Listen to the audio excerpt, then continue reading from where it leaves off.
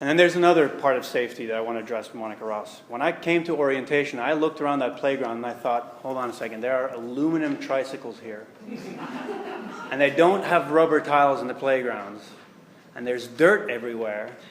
And there are monkey bars that you can split your head open on.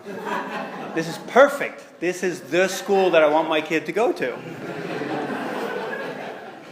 Because you see, I think that parenting and child rearing consists of giving children safety now, while at the same time giving them life skills with which they can keep themselves safe later on in life.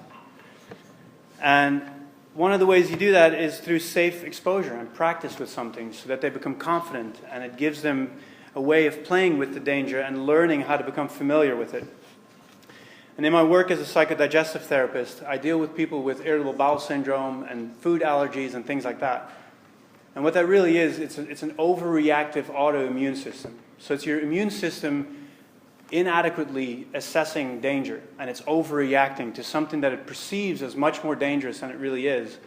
And the result of it is that you become the victim of your own immune system.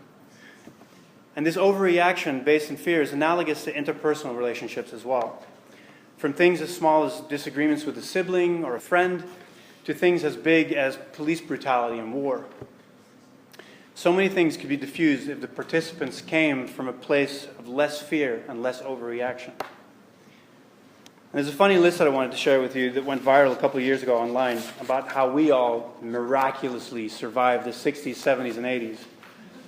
Here's a little kid on his big wheel taking a big jump with a shit-eating grin with a big grin on his face. And it says, no knee pads, helmets, brakes, or overcautious soccer moms. That's just how we rolled.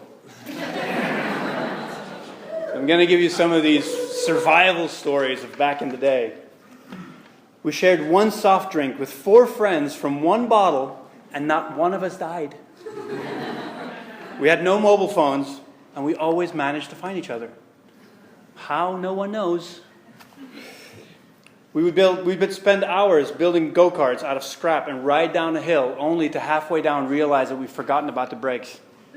And after running into the bushes a couple times, we learned how to solve the problem.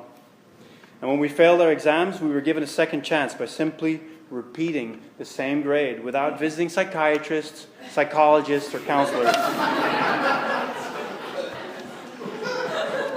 We loved being let loose in the big bad world without bodyguards. We played with sticks and stones. We played cowboys and Indians, doctors and nurses, hide and seek, soccer games, over and over again. We would leave home in the morning and play all day as long as we were back when the streetlights came on. Now I know what you're going to say. The world is a lot more dangerous.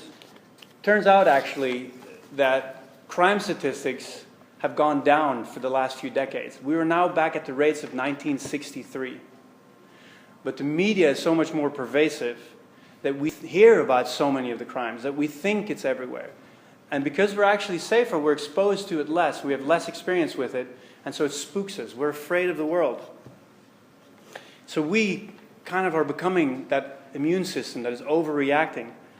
And the host that it's damaging is our life, and it's our life's enjoyment.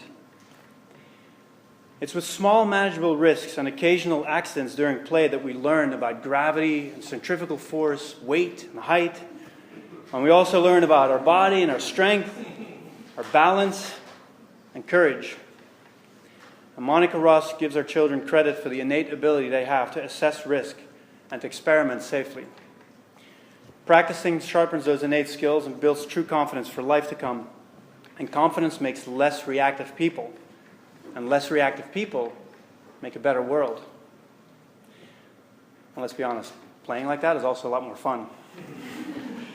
So, if in the end life was not also enjoyed, then what was the purpose and reason for walking around this dirt ball for 80 years?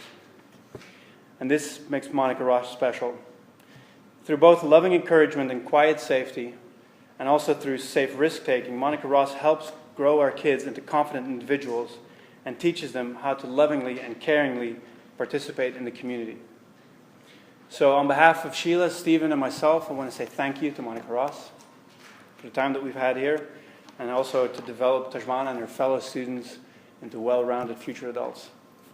And I want to thank you all for participating and giving generously to the school.